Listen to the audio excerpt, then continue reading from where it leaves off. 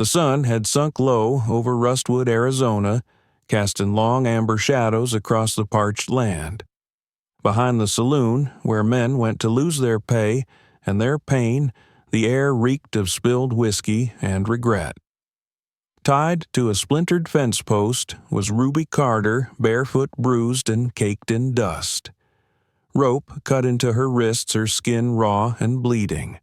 Her head hung limp chin, brushing her collarbone red hair tangled over her vacant eyes.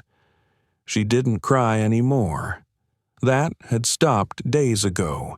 Men walked past her like she was part of the furniture, a broken fixture no one wanted to acknowledge. One spat near her feet. Another whistled and called her a name she couldn't even process. Nobody asked why a girl barely 18 was bound like a dog behind the saloon. Nobody cared, until Jack Holloway rode in. He came from the west silent as the wind on a tall black gelding that barely stirred the dust. A long coat hung from his shoulders, beaten soft by sun and years. His wide-brimmed hat shadowed his eyes, but his presence carved a silence into the noise of the town. Jack didn't slow when he saw her. He stopped. Frank Denton stumbled out of the saloon doors half drunk and sneering a tin cup sloshing rock gut in his hand. He caught Jack's stare and laughed. "She stays there," Frank slurred, nodding toward Ruby like she was cattle. "Gambling debt. Mine. Paid in flesh." Jack didn't speak. He reached into his saddlebag, pulled out a cloth pouch, and tossed it at Frank's feet. The sound of coin hit in dirt turned a few heads. "That's Triple Jack," said flatly. "Take it or get run through." Frank blinked stupidly, then barked a laugh. "You serious, cowboy?" Jack dismounted. He didn't threaten again. Didn't bargain. He walked past Frank like he wasn't there, pulled a knife from his belt, and knelt before Ruby. The blade slid through the ropes with a soft snap. She slumped forward, but didn't run, didn't cry, just blinked into the dirt like she didn't know if this was real. Jack offered his hand. Ruby stared at it. There was no recognition, no trust, just a dull understanding that he wasn't the man who tied her there. Slowly, mechanically, she reached up. He led her to his pack mule and helped her climb on. She didn't speak, didn't ask where they were going. Frank shouted behind them, raving about lawmen, contracts, curses. Jack didn't turn around. He mounted his horse and led Ruby into the desert. The sun faded. The world behind them disappeared into dust. Ruby sat stiffly, arms wrapped around her middle head, down. After what felt like hours, she whispered without lifting her face, "Are you going to sell me to someone else?" Jack didn't look at her. No. She nodded, barely a movement. "Will you hit me if I fall asleep?" No. "Will you lock me in a barn?" He was quiet for a long moment, then said softly, "Ain't a lock on my place." That was all. Nothing flowery, no promises, just words like stone solid and real. By the time they reached his ranch, night had swallowed the horizon. The house was nothing much: one room, weathered boards, a sagging porch, and a chimney that leaned like it was tired. But it was quiet. No dogs barking, no men yelling, no chains hanging from the doors. Jack helped Ruby down. She winced, but didn't flinch from his hand. Inside, the cabin was clean. Worn wood, a single bed with a faded quilt, a little stove, a shelf of crooked books. He motioned to the chair and vanished through the back door. When he returned, he carried a tin plate with a thick slice of bread and cold cheese and a cup of well water. He placed them on the table without a word and sat down across from her. Ruby stared at the plate, her hands trembling. She picked up the bread. It was the first time in weeks, maybe months, she wasn't afraid to eat. After a few bites, she looked up, voice barely audible. "Thank you." Jack didn't answer, just nodded once. Then he brought a metal basin and placed it by the hearth. He didn't say what it was for. He didn't need to. "I can wash later," she murmured. "Do it now if you want," Jack replied. "I'll be outside." He left her alone. Ruby scrubbed her face, her arms, her hair. The water turned dark with blood and dirt, but she felt lighter.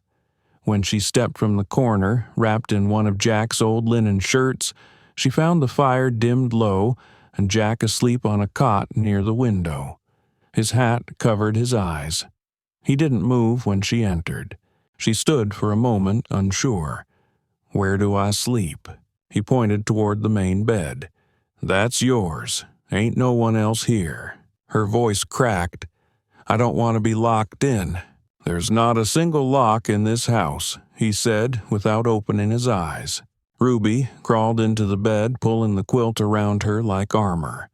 She waited for footsteps, for shouting for a door to slam. But none came. Just the quiet rhythm of breath from across the room. That night, for the first time in her life, Ruby Carter slept through till morning. No fists, no cold floor, no nightmares pulling her back into darkness. Just stillness, just warmth, just the slow and sacred beginning of healing. Morning arrived like a whisper, soft, golden, and slow. The desert sun spilled through the warped wooden frame of the cabin window, casting long rays across the floor where dust danced lazily in the light. Ruby stirred beneath the faded quilt, her body unsure whether it had truly slept or just paused between nightmares. Her eyes blinked open to silence, not screams, not the sound of boots on wooden floorboards or bottles crashing. Just the breath of the wind outside and the creak of an old house settling in peace. She sat up slowly, muscles stiff from trauma and from rest. For the first time in weeks, maybe months, she hadn't slept on dirt. She hadn't been startled awake by pain or shouted orders. She slid from the bed with care, bare feet touching the cool floor. A shirt, Jack's, hung loosely over her body. She folded the quilt, neatly, a habit beaten into her since childhood. But this time she did it slowly, not from fear, but because the corners felt important to get right. The door creaked open. Jack stepped in arms, full of firewood, and nodded. He said nothing, but Ruby could tell from the quiet ease in his shoulders that he was surprised to see her up. "I wasn't sure what I should do," she murmured. Jack set the wood beside the stove. "You do what you want. Ain't no schedule here unless you make one." She nodded, then hesitated. "Can I make coffee?" He blinked, then gave a slow nod. "If you can find the tin, it's yours." They moved around each other that morning like planets in the same orbit, never colliding, but each aware of the other's gravity. Ruby swept the floor with the straw broom she found behind the door. She dusted the shelves, wiped the window glass, and scrubbed the little table until the wood shone like wet honey. Jack didn't ask her to do it. She didn't ask permission. It just felt right. At noon, Jack came in from the pasture. He smelled like horses and sun. He washed up in the tin basin and then sat at the table pulling a small cloth from his coat. Inside were 2 pieces of hard biscuit and some cold beans. He handed her one without a word. She accepted it with both hands, sitting slowly. "Should I save some?" she asked almost nervously. "In case there's no more tomorrow." "There'll be more tomorrow," he said not unkindly. "Tomorrow always brings something." They ate in quiet companionship, and Ruby noticed the way he never stared at her, never waited for her to speak. He simply existed beside her, solid and unassuming. Later that day, Jack disappeared for an hour. When he returned, he had a small bundle of cloth under his arm. He unwrapped it on the porch and revealed a book dog-eared and worn thin. He handed it to her. "Found it in the shed. Used to belong to Clara, my wife." Ruby took it like it was sacred. The pages smelled of dust and old stories. "Thank you. "Thought maybe you'd want something besides silence," Jack replied. She did. And that night, after the dishes were washed and the lanterns dimmed, she curled on the bed and read the words aloud to herself, whispering them like prayers. The next morning, the chickens clucked expectantly at her approach. Jack had left grain near the coop, and Ruby carefully scattered it from a dented tin bucket. Her hands still trembled, but less than yesterday. One bold hen pecked near her feet. Ruby didn't flinch. She just watched, eyes tracing the sunlight bouncing off its feathers. Something inside her shifted. Jack, across the yard, watched from the corral. He didn't wave, didn't comment, but he noticed the way she stood taller now. Over the next few days, a rhythm formed. Ruby rose early, made the bed, tended the coop, and found ways to keep the cabin clean. Jack handled the horses, mended fences, chopped wood. They'd meet at noon for lunch, simple food shared without ceremony. Then, one evening, Ruby stepped onto the porch to find something waiting on the top step. A bouquet. Wildflowers, lavender, golden sunbursts, and tiny purple asters tied with twine. There was no note, no gesture, just a quiet offering. Ruby's breath caught. She picked it up like it might fall apart. No one had ever given her flowers, not when she'd bled, not when she'd cried, not even on the birthdays no one remembered. She stared at the petals, soft and vibrant against the dirt under her nails. For the first time in a very long time, her eyes welled with something other than fear. That night, she placed the bouquet in a jar by the window. She didn't say anything to Jack, didn't ask if it was him. She didn't need to. That same night, as the stars blinked into the sky, Jack poured water into the basin and set it near the hearth. "You can have the first wash," he said quietly. Ruby smiled, not out of habit or fear, but because something gentle had begun to take root in her chest. After she washed, she sat at the table in one of his old linen shirts, her hair damp and skin clean, while Jack carved a piece of wood at the hearth. They didn't speak much. They didn't need to. The fire crackled. The wind rustled the trees. And in the silence, something unspoken passed between them, a kind of trust neither had ever been able to name. It was the flowers that opened something in her, a door long rusted shut. The next morning, Ruby woke early, before even the hens stirred. She stepped outside, barefoot, the dawn chill nibbling at her toes.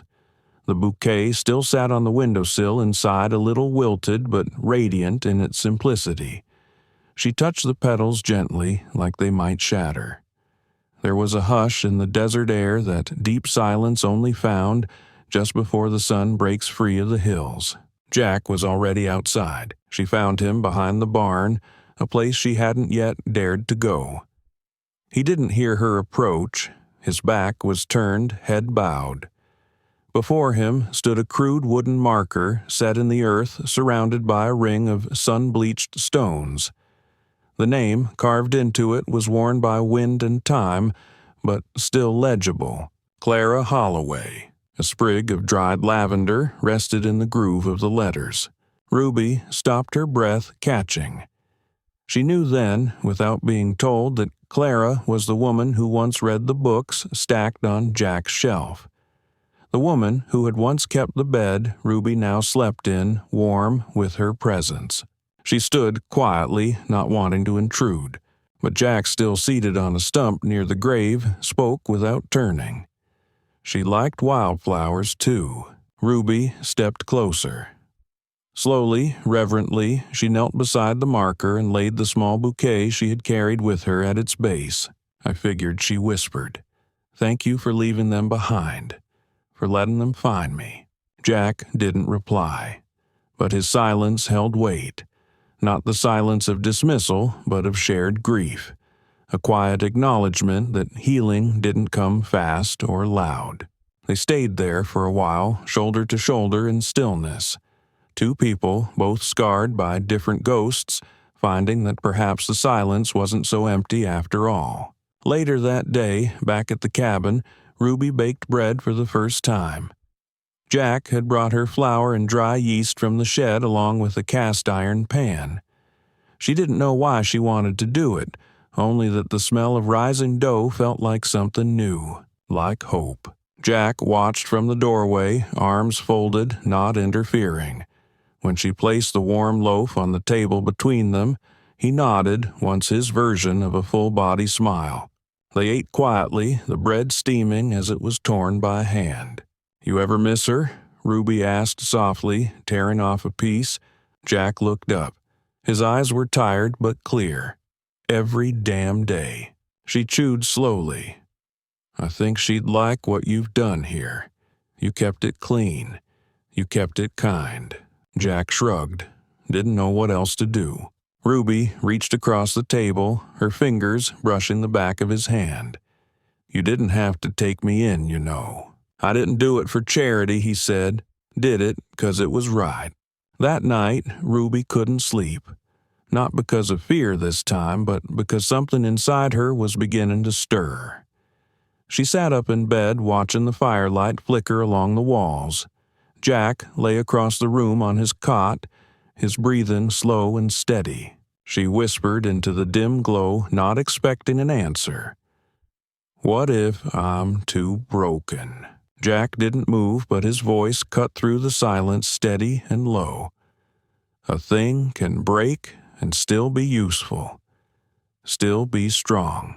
She let the words settle in her like warmth. In the days that followed, Ruby began to take on more. She fed the horses, learned how to milk the goat, though she still laughed every time the creature kicked over the bucket. Jack watched her quietly, offering guidance only when she asked. His way of teaching wasn't loud or commanding. He simply let her learn by doing, by falling, by standing up again. One morning, after she'd managed to coax a hen back into the coop with a broom and a lot of cursing, Jack handed her a pair of work gloves. "You're gonna need these," he said, smiling just slightly. Ruby grinned back, slipping them on like a badge of honor. Another week passed, and the quiet between them shifted. It became companionable. Less like silence and more like the hum of something steady, like water through a creek or wind across tall grass. Then came the rifle. Jack took it down from the wall one afternoon and held it out to her. "You ever shot one?" Ruby blinked. "No." "Want to learn?" She hesitated. "Why?" "Because someday someone might put one in your hand. Better you know how it works than not." They walked to the edge of the pasture, where broken fence posts served as makeshift targets. Jack showed her how to hold it, how to square her shoulders, how not to let it knock her flat. Ruby didn't fire that day, but she learned to stand tall with it. She learned the weight of it. And when they walked back toward the house, her shoulders ached in a way that felt like progress. That evening, as the sun dipped low, Ruby sat on the porch beside him. Her voice, quiet and certain, floated into the dusk. "I had a brother once. Eli." Jack turned his head slightly. "He tried to protect me, took beatings that were meant for me. One night, they hurt him so bad he couldn't breathe right anymore. He died a month later." Her voice broke, then steadied. "I stopped singing after that. Stopped laughing." Jack didn't offer pity. He didn't reach for her. He simply poured her a cup of coffee and refilled his own. "I hear you," he said. That was all. And it was enough. The wind that night was soft. The desert, usually so harsh, felt almost forgiving. Ruby lay in bed and listened to the hush of crickets and the slow breath of a house no longer haunted.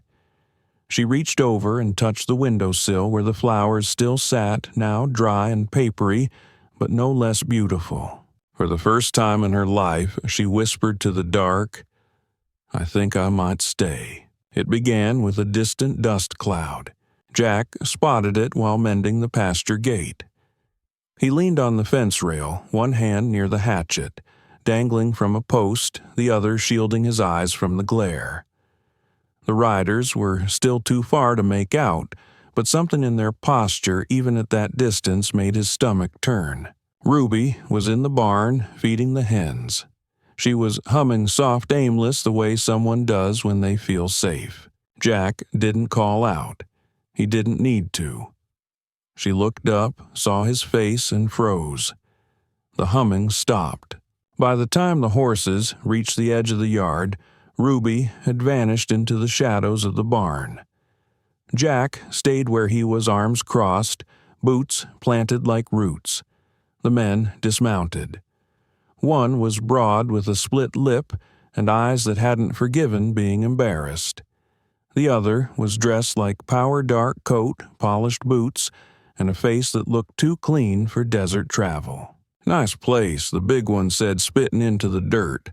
"Bit run down, but I reckon she's used to worse." The man in the fine coat removed his gloves finger by finger, tucking them into his vest.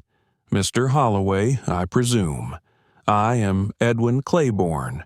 I represent interests back east." Jack didn't respond. Claiborne pulled a sheet of parchment from his satchel like it was the word of law. "This is a writ of transfer," he said smoothly. "Witnessed, notarized. Miss Ruby Carter, though her name's listed as Adeline, is legal property of one Caleb McCrae. She was wagered and lost. Transferred until such time as she is sold or released by contract." The other man, Caleb, grinned wide enough to show a chipped molar. "She's mine, cowboy. I came to collect." Jack stepped forward, slowly placing himself fully between them and the cabin. His voice was flat as old earth. "She's not property. That's not for you to decide," Claiborne said. "It's a matter of law and power, of which I dare say we have more." Caleb took a half step forward. "Look, Boone, we're not looking for trouble. We'll even pay you something. You kept her fed. That counts for something." He looked toward the barn, his voice thick with insinuation. "She's looking good. Skin like peach butter. Bet she's sweeter now than when I lost her."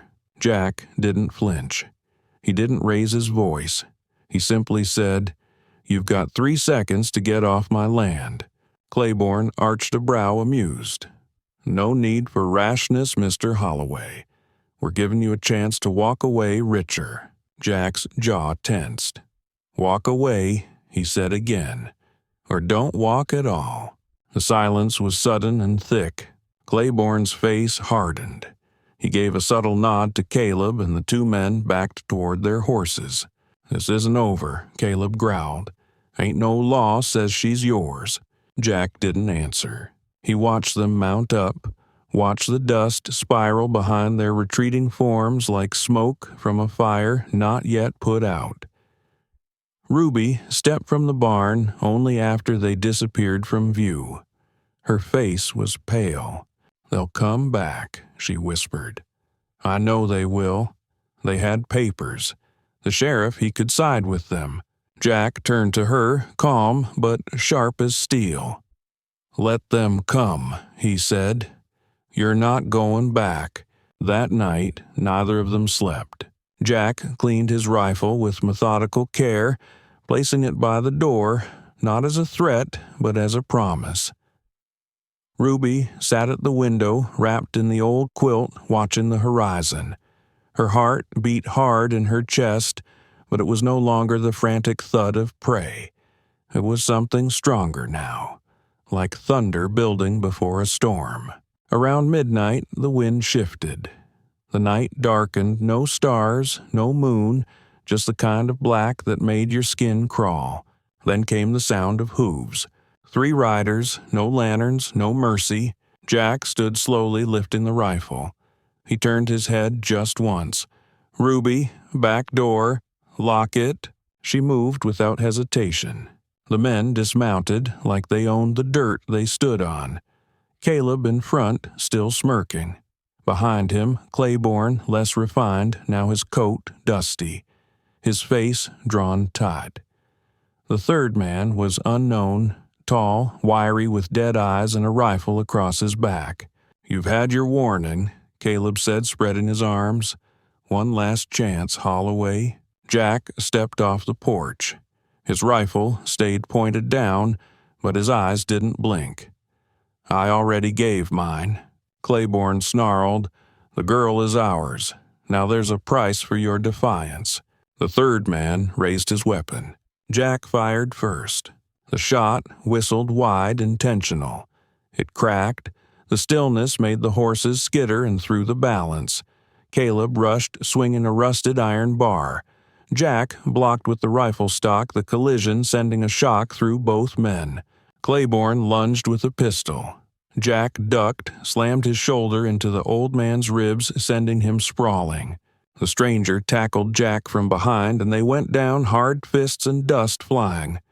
Ruby screamed from the doorway. Claiborne staggered up, lips curled, and charged toward her. He grabbed Ruby by the arm and yanked her down the steps.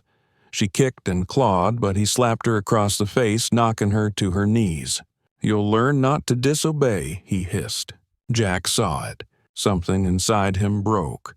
He flung the stranger off and grabbed a broken fence post. He charged. The wood cracked across Claiborne's back like a thunderclap. The man screamed, collapsed beside Ruby. Caleb came at Jack, blood pouring from his temple. Jack met him head on. They fought, fists wild and furious, until Jack caught him clean on the jaw and dropped him like a sack of potatoes. The third man raised his rifle again, but Jack was faster now.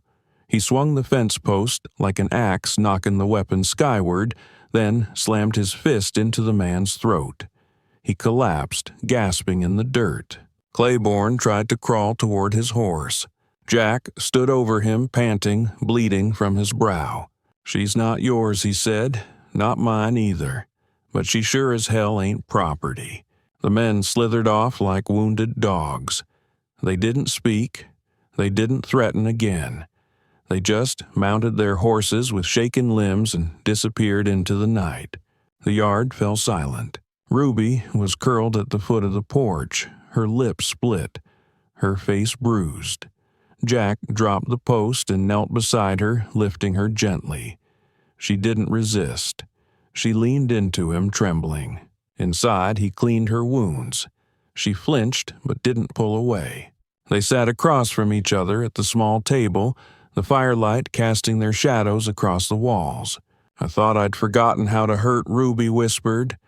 "Turns out, I just hadn't hurt like this in a while."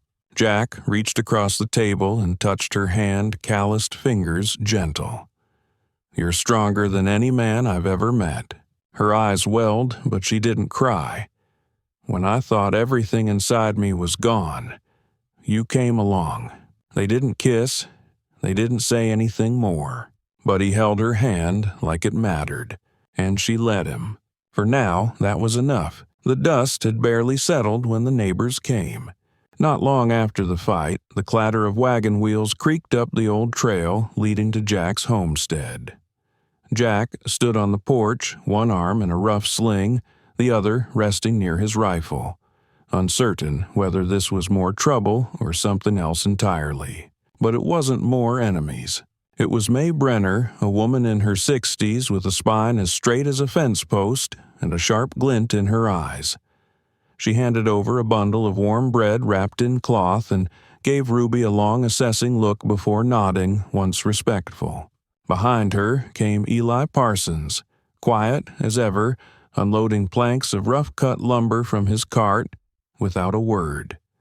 Another man, whose name Jack barely remembered from town meetings, handed over a jar of golden honey and said simply, "Heard you had some trouble." Figured this might help. Jack blinked.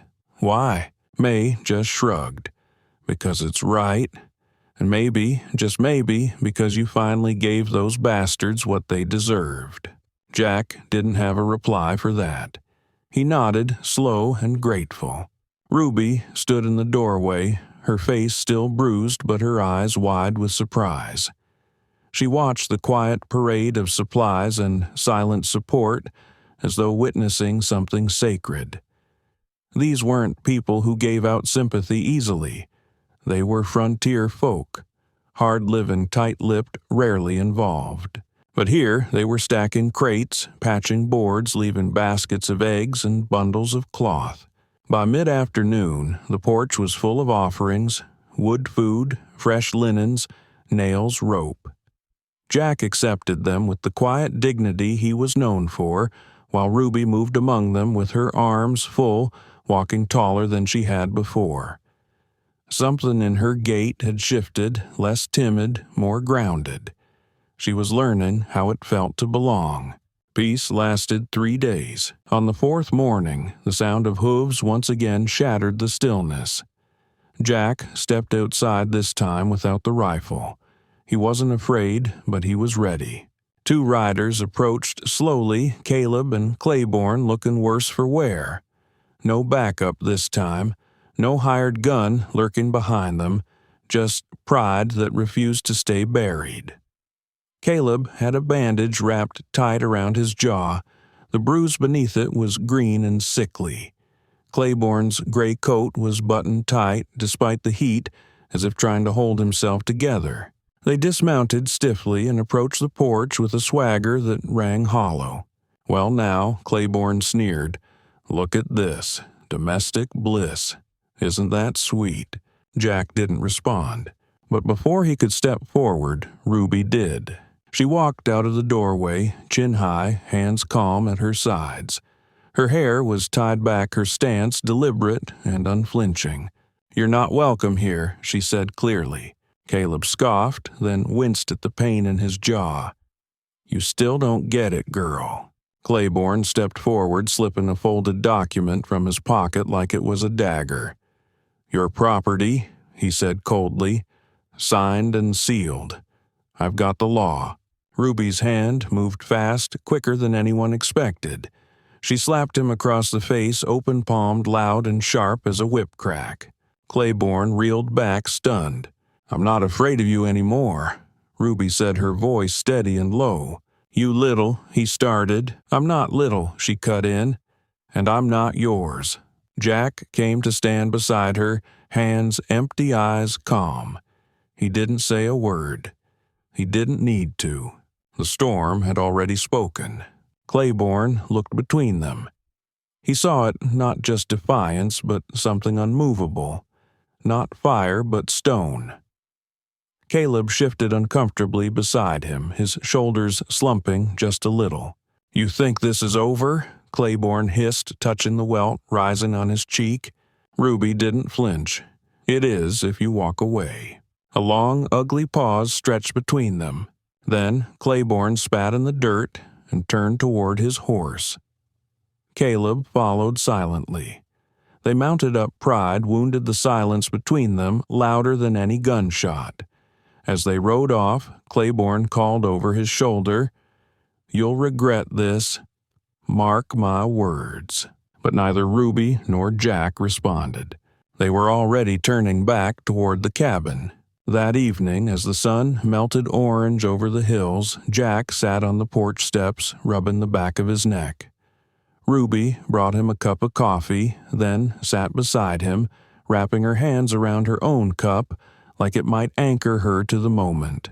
"You were brave today," Jack said. Ruby took a sip, then looked out across the field. "So were you. But not just today. You've been brave every day, even when you didn't have to be." He studied her, the firelight casting her features in soft bronze. The swelling in her lip had faded. The bruises were healing. But it wasn't just the absence of wounds that struck him. It was the presence of something new. Strength, clarity, resolve. "I used to think," Jack said slowly, "that if I kept quiet enough, the world would leave me alone." He looked over at her. "Now I think maybe I don't want to be left alone."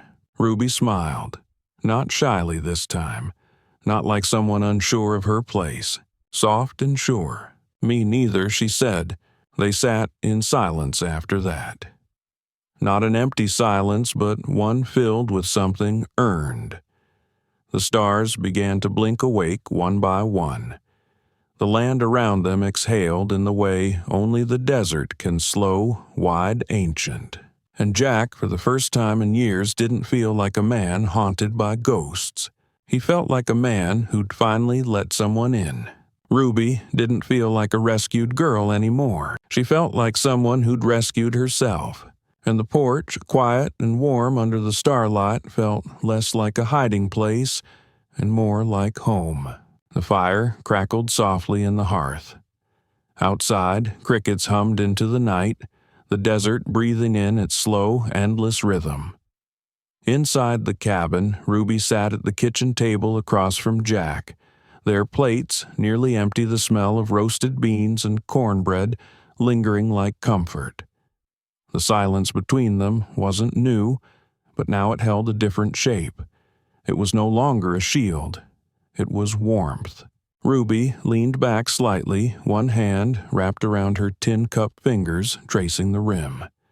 The flickering light caught in her eyes as she watched the flames rise and settle. She turned her gaze to Jack. "Do you think I'm still broken?" He set down his fork, met her gaze without hesitation. Instead of answering, Jack stood and walked to the small chest beside the fireplace. He knelt and drew out something carefully wrapped in faded cloth. Returning to her side, he unwrapped it slowly, like revealing something holy. Inside lay a knife. Its handle was carved worn from use. The blade was chipped near the edge, the steel dull but intact. "This was Clara's," Jack said. "My wife. She used it for just about everything, cut and rope bread, you name it." Ruby's breath caught as she looked down at it. One time, she chipped it bad. Thought it was ruined.